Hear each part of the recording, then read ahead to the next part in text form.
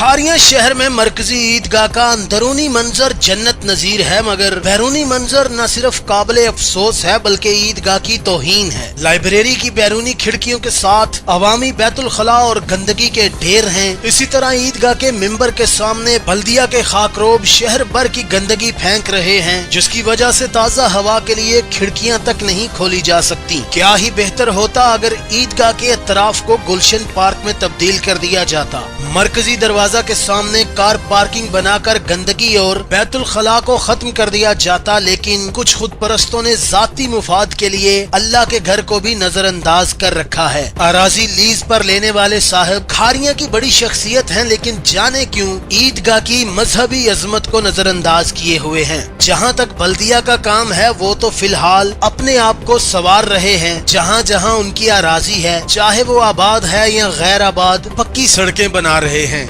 Gul बख्शालवी, news alert, Khariyan.